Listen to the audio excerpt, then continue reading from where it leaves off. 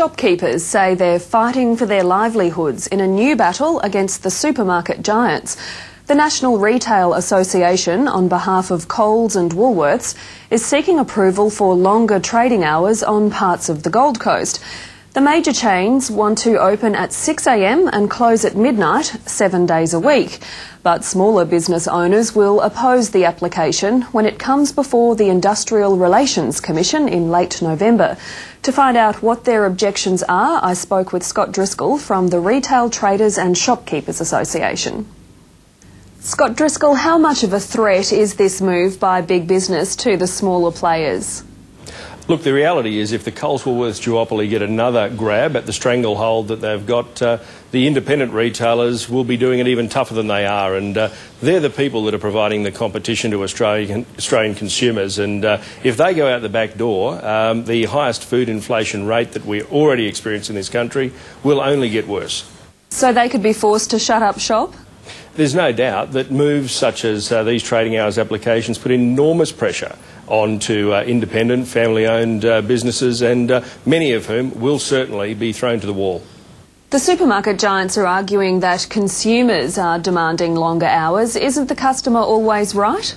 The customer is always right. We're very comfortable with that. But what you see here is an old, tried line that these guys are running. They are prepared, and make no mistake, they will make enormous losses in the Gold Coast region if they get these hours through. Enormous losses to open a full-line supermarket until midnight every night. But they're prepared to wear that. They do it all around the country in order to drum out competition and make sure that they are the last people standing so they can dictate prices to consumers. Now, there is no doubt this is just another extension of that ploy, and that's why we're gravely concerned, not only on behalf of independent retailers, but also Australian working families. Other states already have similar extended trading hours. Why should Queensland be any different?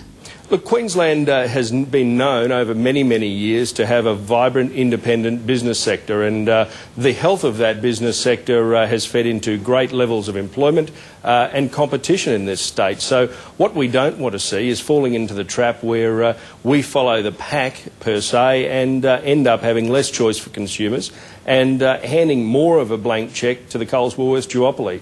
But in saying that, Western Australia, that are going to an election in a matter of weeks, the Premier over there has gone to the people and committed to avoiding this very thing. He's committed his government, if returned, to ensuring that deregulation of trading hours will not occur. So it's not only Queensland, there are other states in the country that do realise the advantages of supporting and having a vibrant independent retail sector and making sure that consumers are looked after due to the competition that that provides.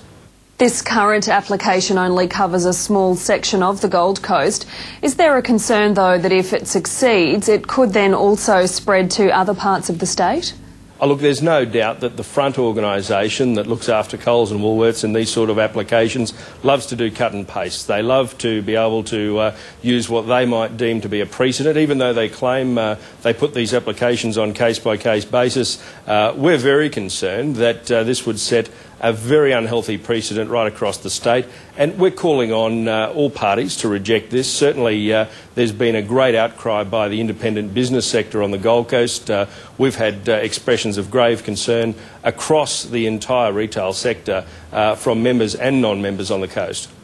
You lost the battle on Sunday trading in the southeast several years ago. How confident are you can win this one?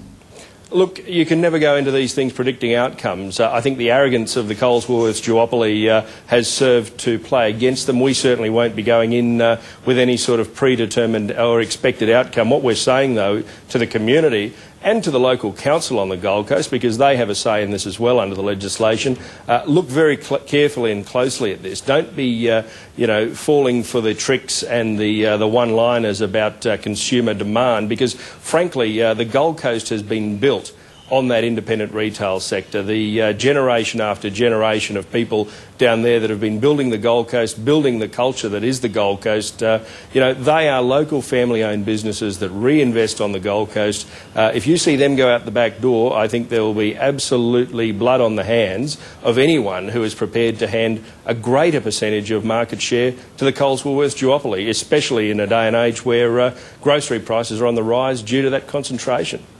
Well, it'll be interesting to see how this unfolds in the coming months. Scott Driscoll, thank you. Thank you.